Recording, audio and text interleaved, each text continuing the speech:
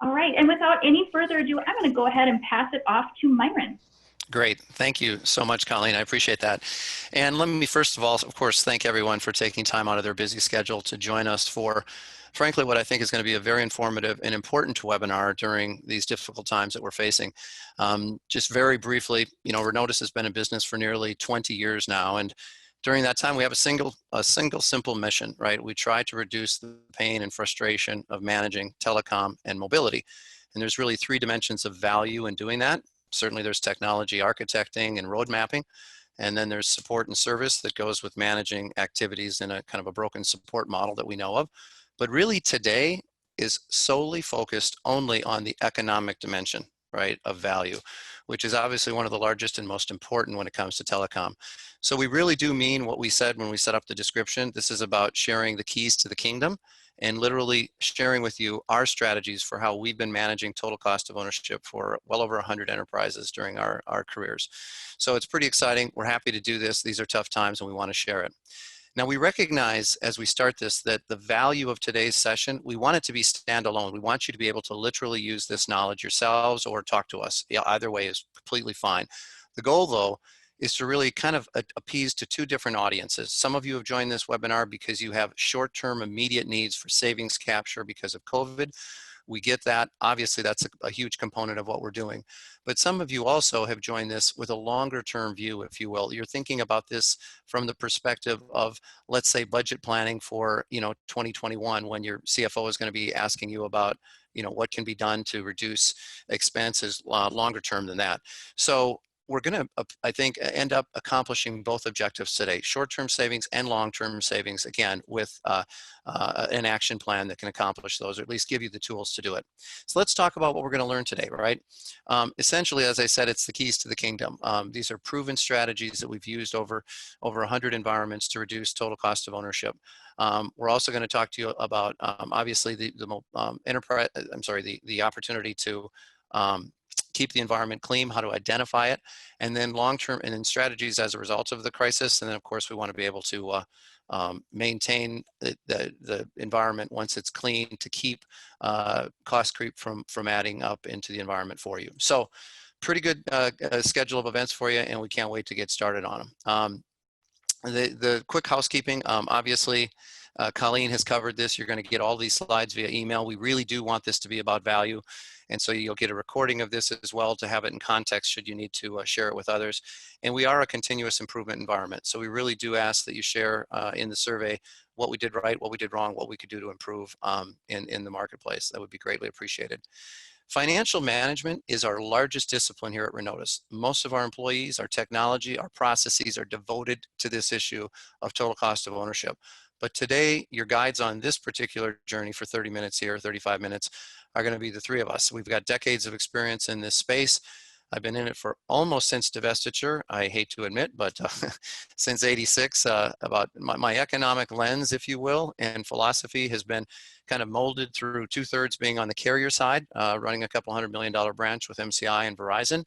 And then the last third here at Renotis on the enterprise side, really helping from that side of the table to drive down total cost of ownership. I'm joined by Mike Belmont, one of our senior communications consultants who's got 15 to 20 years in this space, lots of contract negotiation experience. He'll cover some of that. And then Jesse Ray, who manages our technology platform and mobility practice, is going to share some secrets around mobility, in particular, the corporate liable environment.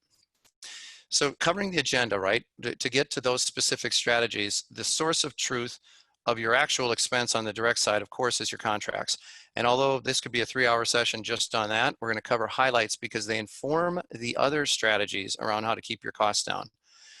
Naturally, all of you have a current state, and that current state is likely filled with a morass of contracts and locations and invoices and assets. We're going to talk about how to audit, assess, and put a plan together to harvest savings from that current state.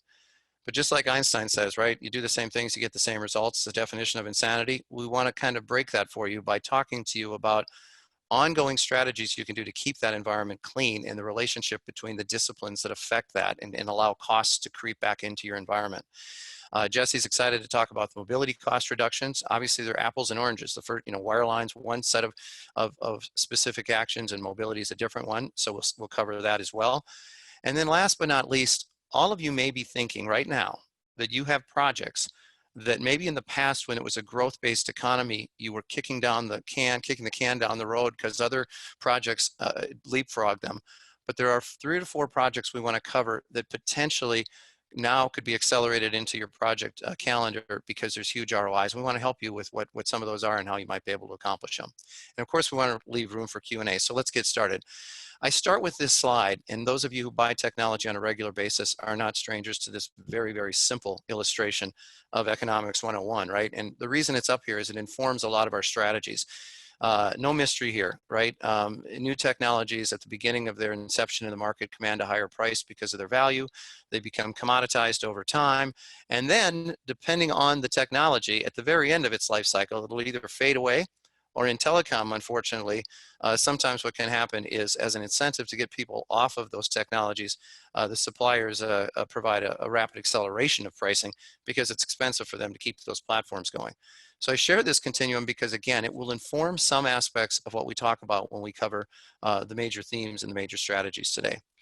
So we begin with contract and negotiation because, candidly, it is the source of truth, right? It ultimately should govern what you pay for the services to the direct carriers. We all know that it never ends up being that way for a variety of reasons, and we're going to cover those.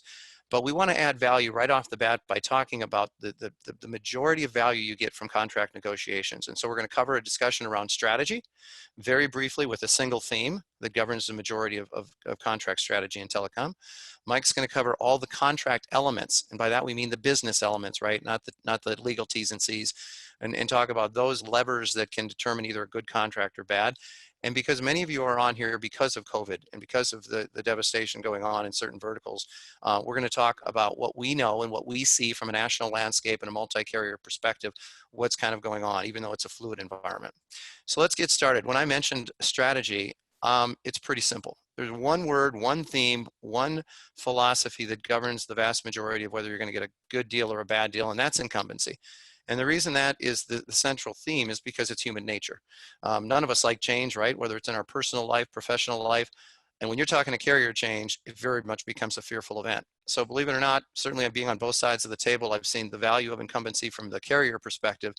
But now we want to help enterprises understand that they don't have to have all the leverage. There's 3 ways we can reduce the leverage of incumbency. Harkening back to that technology price continuum, strategic services for carriers and suppliers obviously are where they want you. And there's higher margins for them, and candidly, there should be greater benefits for you as well.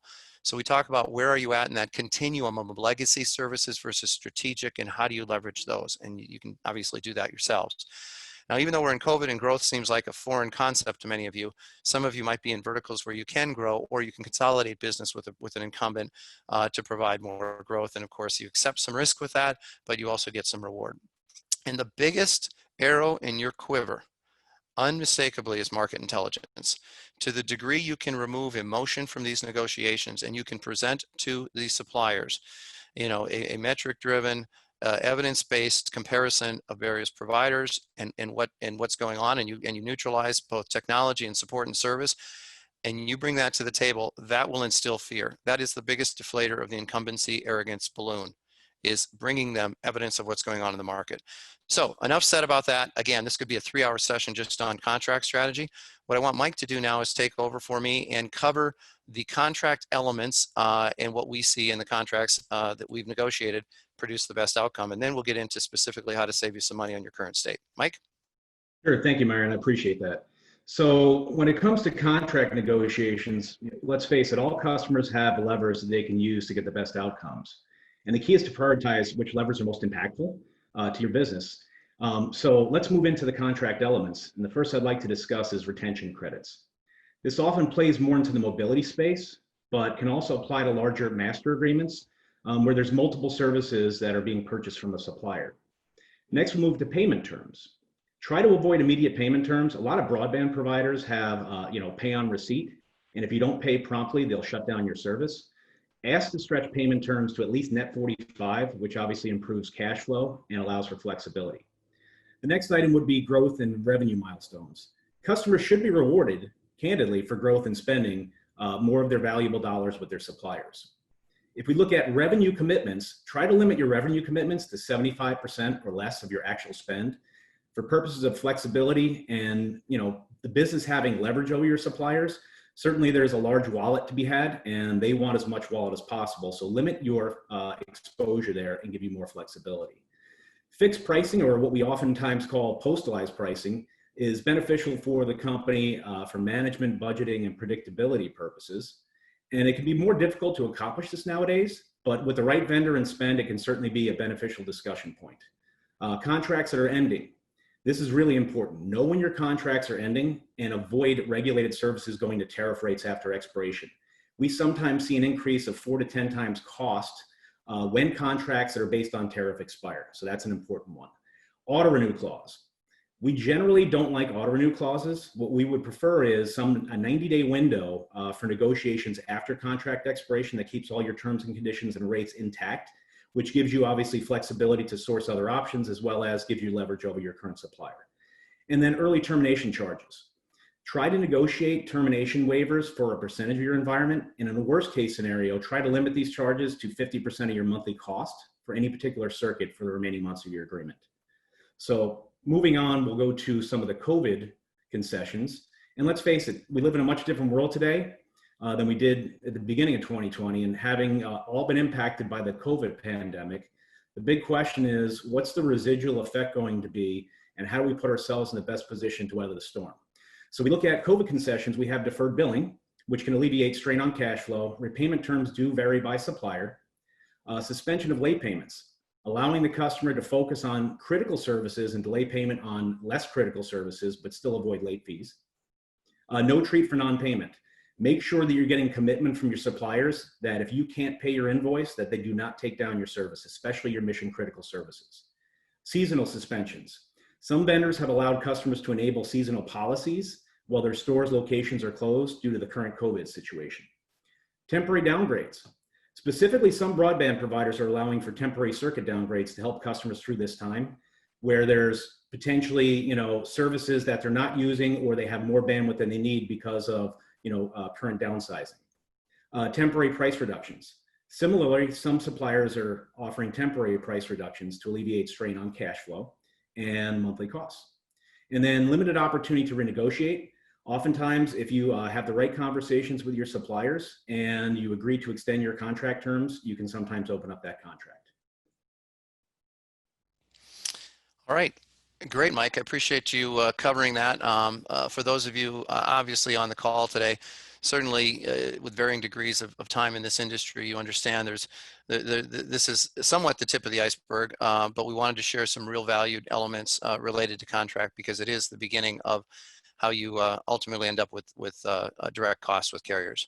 What we want to do now, though, is pivot to how can we help you immediately? How can you help yourselves immediately with the chaos of your current state and employ some strategies and best practices to audit it, assess it, put a savings capture plan together, if you will, and then obviously reduce that waste and harvest it as much as possible. I might start by pointing out that Renotis has been doing this particular type of activity for the past 13 years, managed services around financial management, if you will. And in that time, we have seen a pretty wild swing, as you might imagine, of environments, depending upon how they were managed internally prior to our audit. Generally in the enterprise space, and by that I mean companies that spend roughly 50 grand a month or more in direct carrier spend, so say $500,000 a year or larger.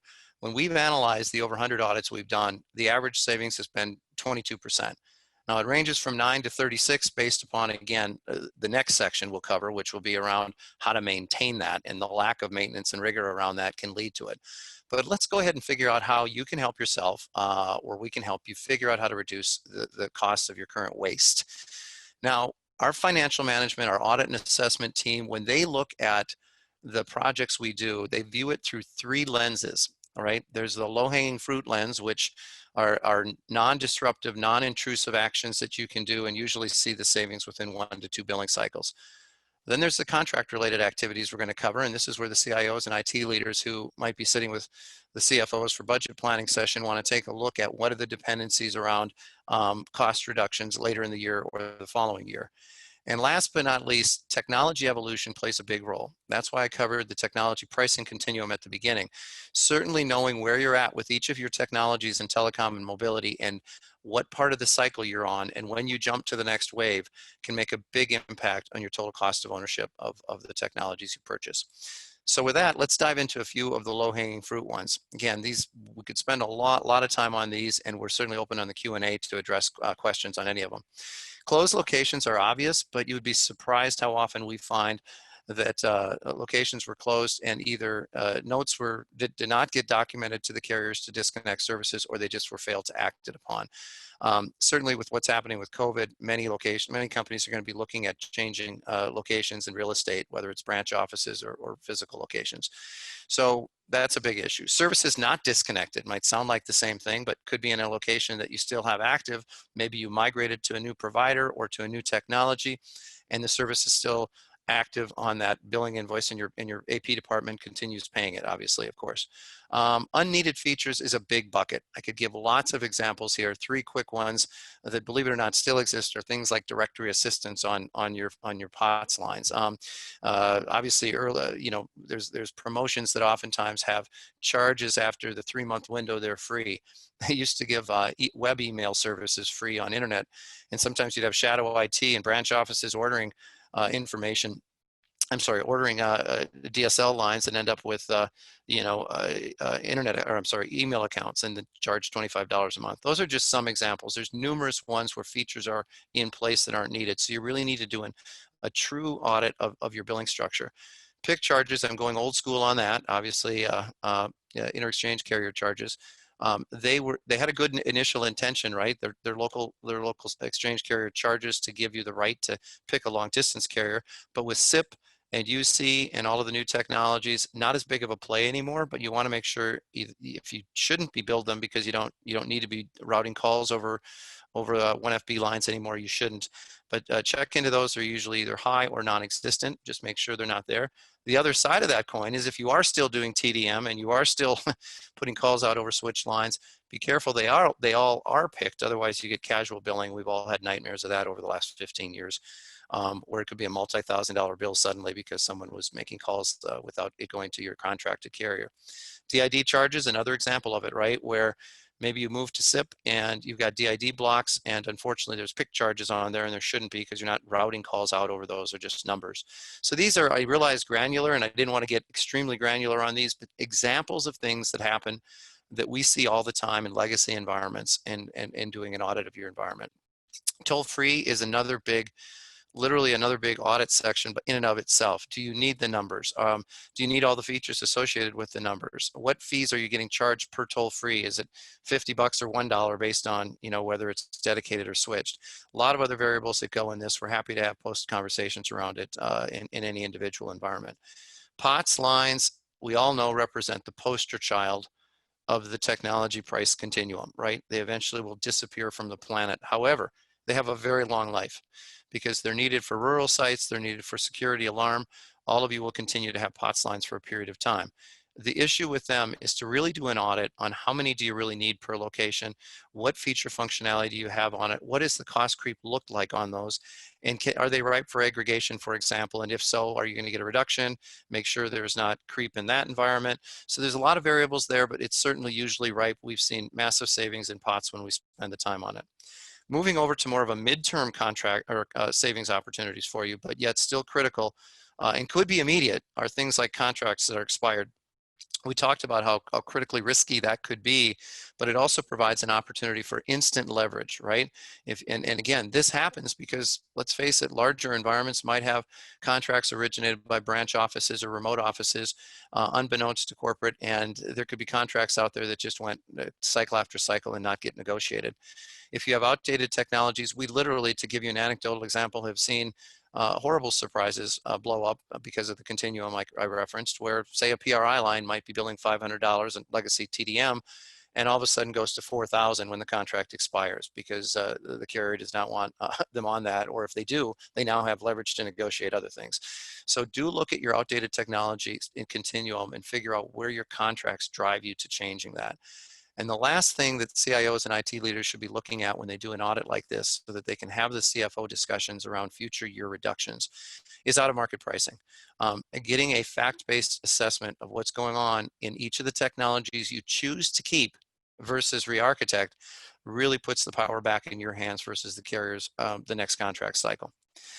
Moving to technology evolutions, we're not going to cover this in great detail because we could literally go through all of them and cover where you're at. These are based on your business drivers. No one suggests you make a technology change for the sake of saving money, although that certainly always usually is the case. But once the business driver is there, you certainly want to be making these changes.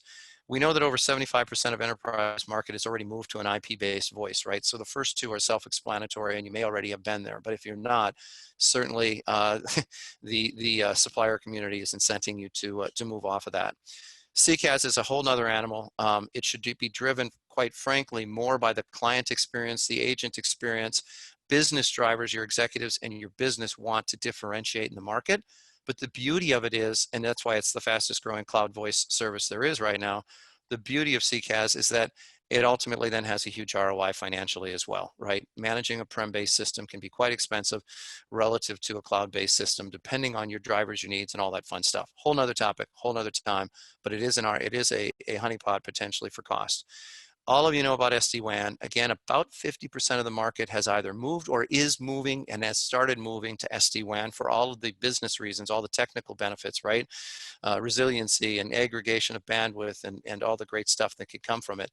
But the economic value we want to talk about today is clearly, just like TDM voice was disrupted by IP, MPLS and its high margins for the carriers is certainly on its way to disruption because of SD-WAN and its capabilities. And we're starting to see that accelerate right now in our client base and around the country, to moving to, for example, things like dedicated internet and broadband and maybe even a wireless plan that allows you to have those backups. So huge money can be saved in those areas when we take that big picture into consideration. And now rapidly moving to the Einstein theory again of insanity. To the degree you are somewhere between 9 and 36% on my previous slide is a direct function of what I'm going to cover for you today. The ability to put professional management around these three disciplines will literally determine whether you go from having a clean environment and 3 years later, 22 points of your money is going to the carrier world instead of your bottom line.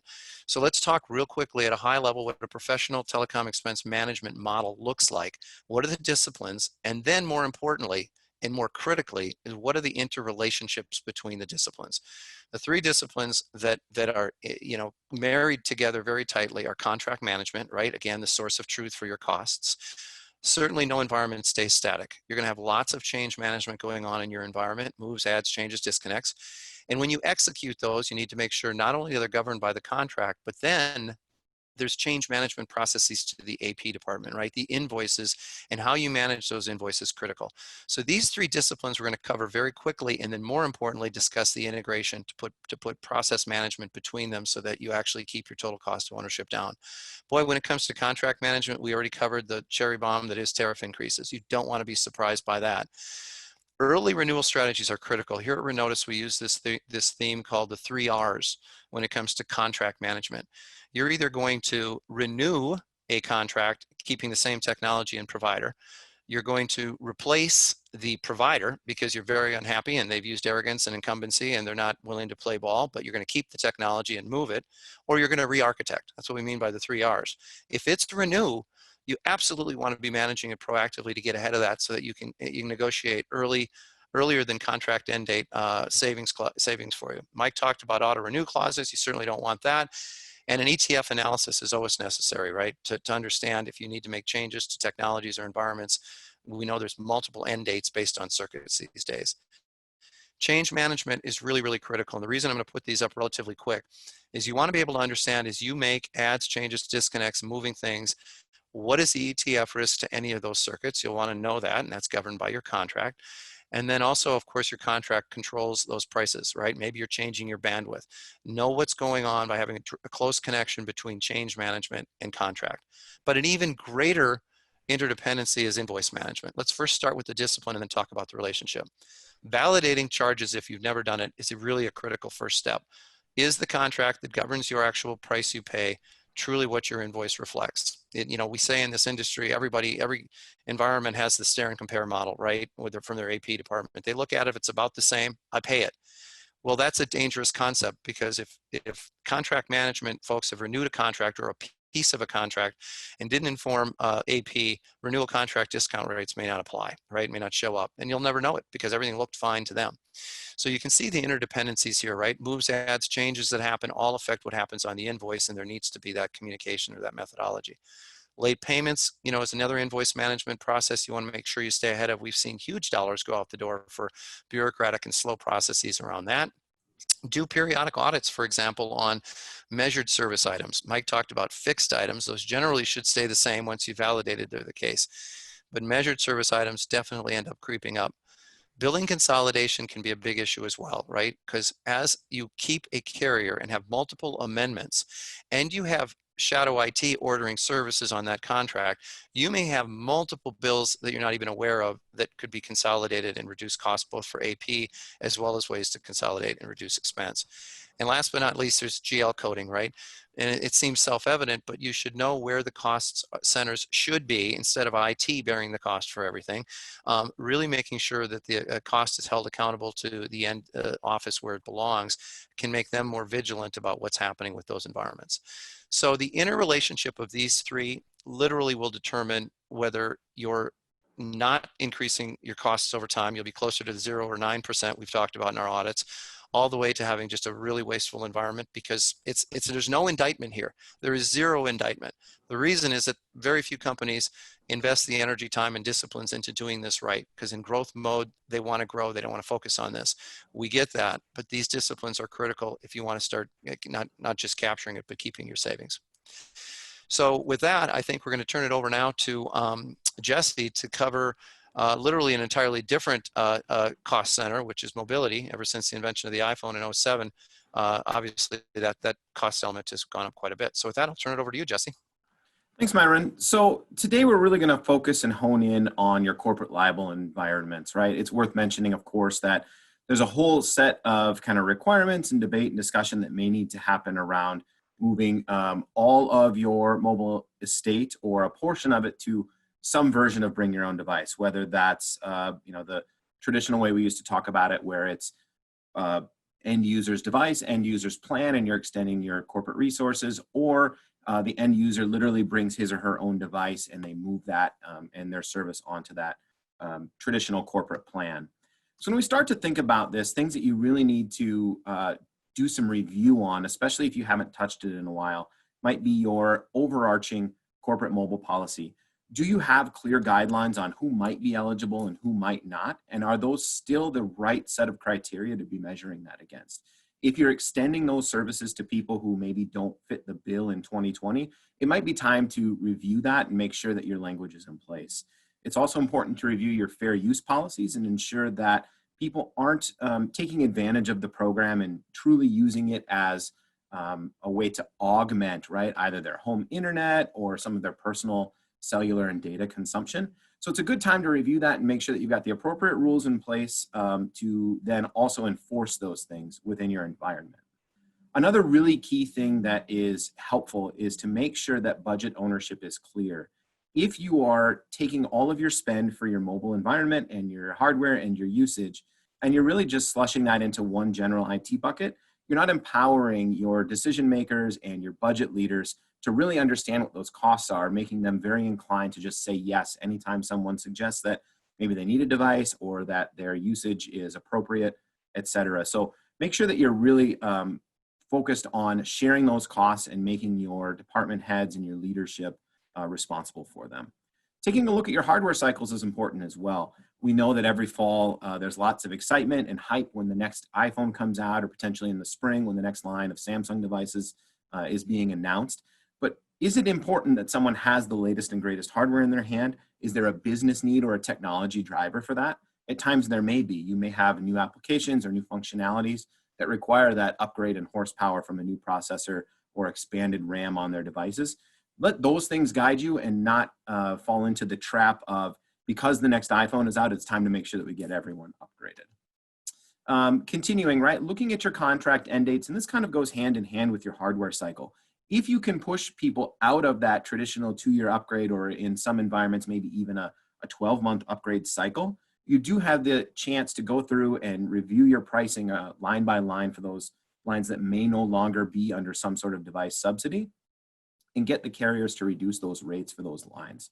So if you can push your hardware cycles to 3 years, there is some savings that you can gain in year 3, right before you then maybe need to turn around and supply that end user with a new device. Application management is one that it can really help drive down usage and consumption, and it's also a way to ensure that you don't have devices walking away. So as an example, you can do some blacklisting and make sure that on your corporate devices, maybe you don't want people to have access to certain streaming video applications because they're not related to work and they have the potential to generate massive amounts of usage in very short periods of time. Looking at your application licensing is important as well. If you have business required applications that there's some sort of charge, right? It might be nominal, it could be 99 cents, could be $19.99, somewhere in between. Is the business paying for those, or are those getting paid for by the end user against that end user's purchase account and then potentially being expensed back? If you can pull some of those in and really get people into the system, right, and ensuring that you're purchasing those licenses and your business owns those licenses, you have less creep as people either move around the business and have now expensed an application they no longer need, or they leave the business. And then lastly, geofencing, right? There's some things you can do there to ensure that maybe shared use devices aren't leaving your facility and then getting used inappropriately outside of the office, right? Or that, you know, when people get into certain locations, they're not doing certain things. You can trigger turning on Wi-Fi automatically in some of your offices to help ensure that when people are on site, they are trying to fall back to Wi-Fi just to save some of that cost. Carrier aggregation, just like you can do in the you know, traditional wired space, there's opportunities there, and there's some carriers doing some really great things that are worth looking at. And then contract negotiation, things that you should be thinking about, especially if you haven't been to the table with your carriers in some time, would be thinking about retention credits for retaining business and retaining line counts. Upgrade credits, you know, ETF waivers are huge, especially if you have a high turnover environment. Some extended discounts on your monthly service or on new hardware might help take some of the sting out of those hardware cycles or some of your break fix scenarios. And then of course, renewal credits along the way as well. When we think about some overarching best practices where you can really help drive down the most immediate cost, it really comes from your data usage, right? The line costs are generally fixed, and it's that data usage that will drive that. There's a couple of strategies you can do, right? You can manage everything in one pool and really try and manage the users and make sure that you leave yourself enough buffer so that you get to the end of the month and you aren't going to be assessed overage charges.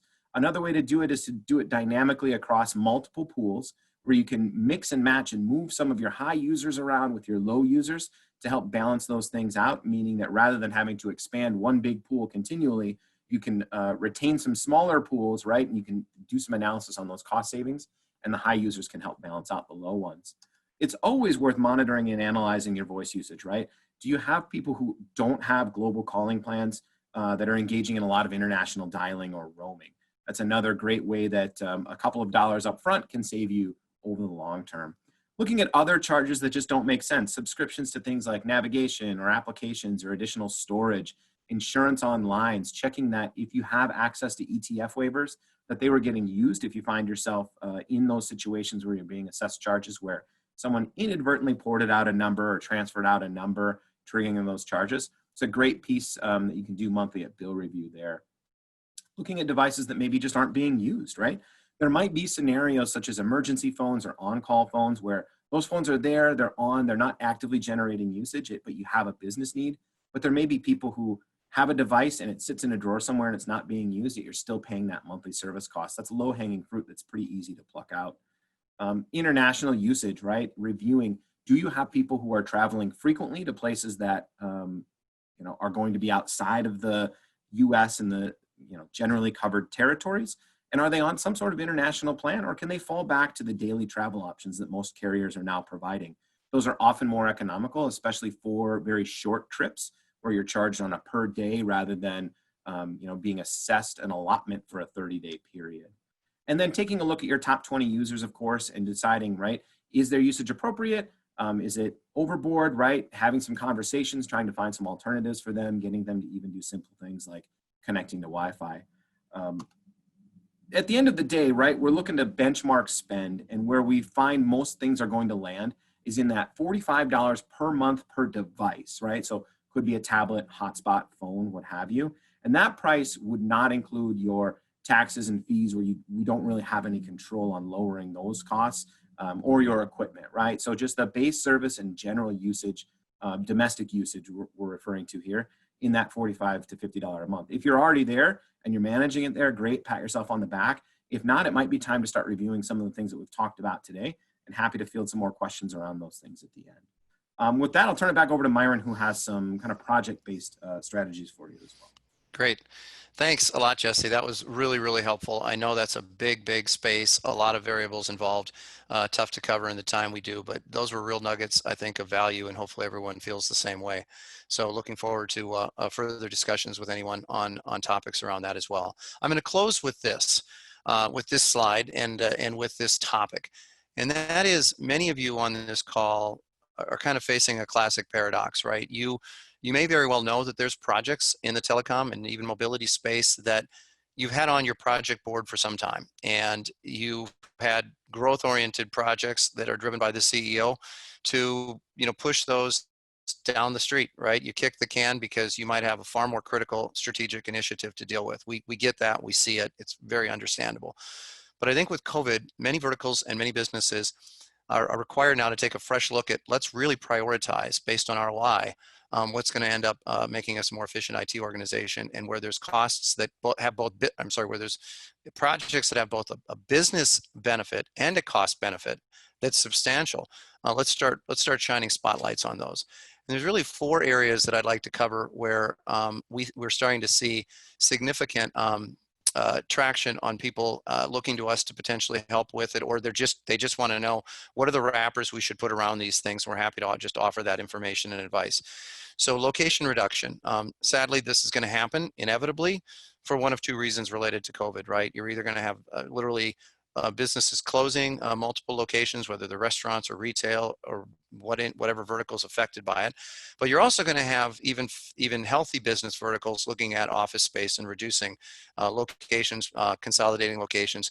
And therefore, you're going to need to put a project wrapper around. Certainly in IT, there's all the things that you need to do to stop various applications, compute, storage, everything going on in IT. But on the telecom side, it tends to be the stepchild that gets overlooked, right? And putting a good project around how to disconnect site services and cease payments is very important. Secondly, if you act upon our discussions around audits and assessments, you invariably will end up with a savings capture plan, meaning there's going to be those low-hanging fruit, immediate actions you're going to take. There's going to be identified midterm actions around contracts and other variables. And then there's going to be the longer term potentially that will have a dependency like a contract for architecting, for re-architecting new technologies. Putting a savings capture plan together and executing against those so everyone's on the same page, communicating to AP so they know what's happening, putting this all into a project plan is another big area that can have a strong ROI. Again, shining a spotlight on the telecom or the technology pricing continuum, you really want to assess and finally bring to the front of stage which technologies you really finally should start migrating toward. Is it time to look at CCAS? Is it time to look at UCAS? What other technologies, SD-WAN, where are you at on that roadmap? Are you looking at a pure play, or are you just really adding more CPE to your environment? Answering all the business questions, then diving into an actual project to re-architect could have huge both business benefits that your CEO wants, but also cost benefits that your CFO wants. So I think shining a spotlight on those is probably more important than ever. And I'll leave you with the final one, which seems old school because many companies may not necessarily do a whole lot of carrier migration these days. They'll hop onto the new technology curve and just go to disruption. But if you are going to migrate from one carrier to another, the biggest advice I can give everyone is courage. Have the courage to do it. Don't fear the change. And that courage comes from confidence, and confidence comes from knowing your environment. So to the degree you do an audit, you understand your assets, you understand your contracts, you understand your early termination fee risk, all those variables that go into it will then make you feel far more comfortable to negotiate either a very aggressive contract with the incumbent, or to truly say, fine, I'm playing chicken and I'm jumping out of the car at the cliff and I'm going to migrate, and then build that project around it and make the migration happen. So these are just 4 areas that we think have potential in this economy and always for very large cost reductions. And so we'd encourage you to take a fresh eye on those things.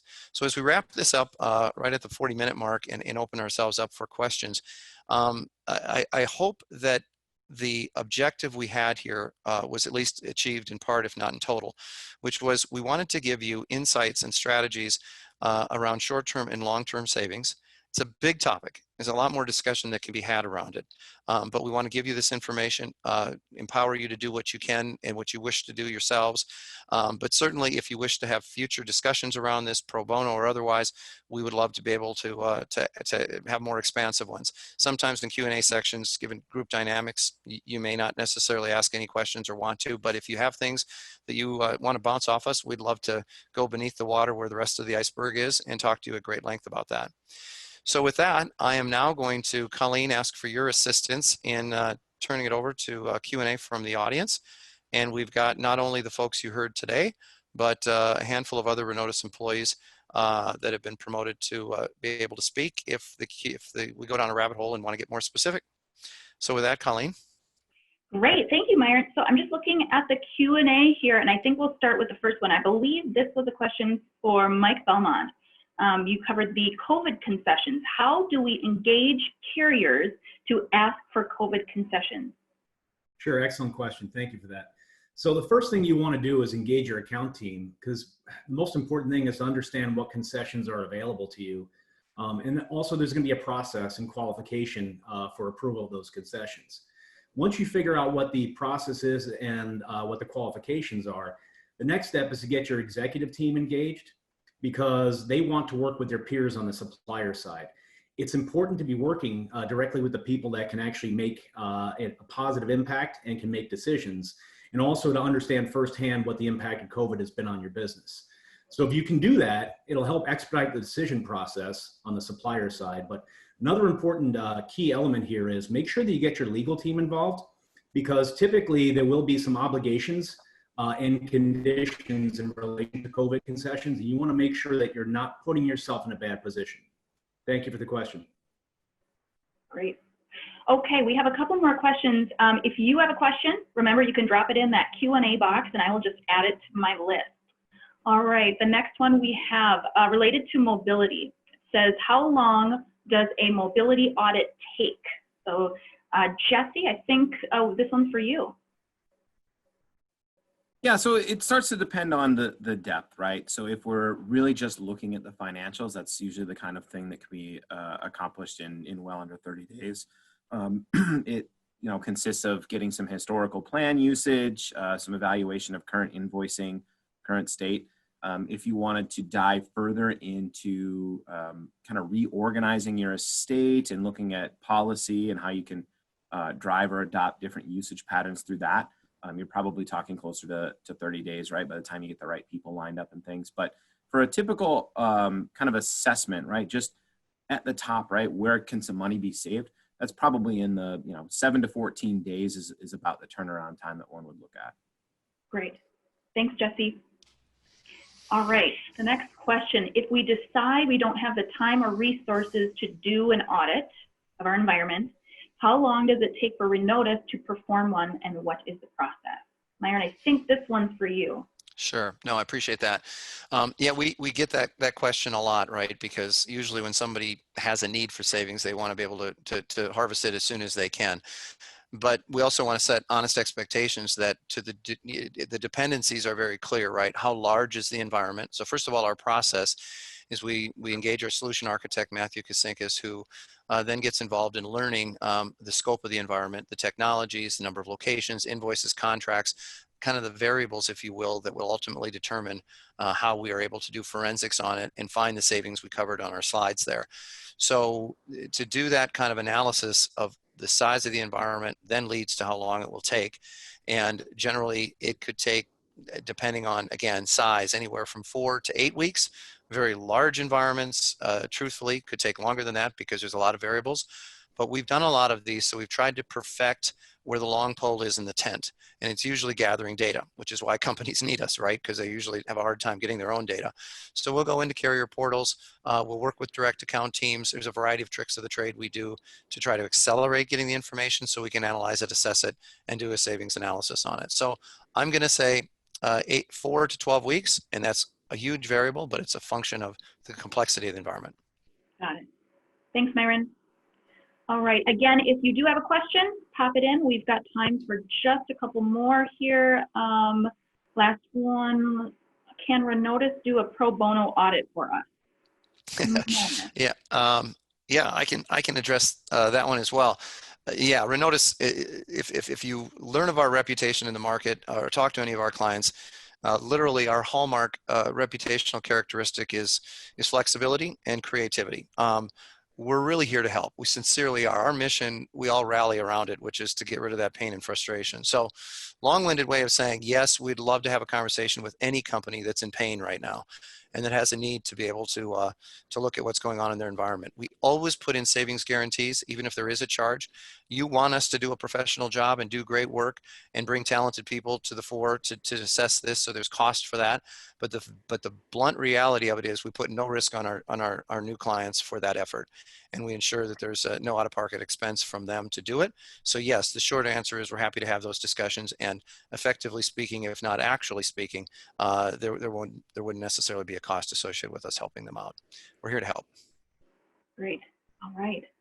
Thank you so much. I think that's the last of the questions. We very much appreciate your time today. I'll be sending out a note shortly, again, with the recording of this webinar. That will include the PDF of the slides, and then also the survey. Just let us know your feedback and anything we can improve. We want to bring you valuable information, and I'll send that out shortly. Again, thank you so much for your time, and reach out to us if you have any questions. Thank you, Colleen, and thanks everyone for joining the webinar today. Have a great day and a great lunch hour. Thank you.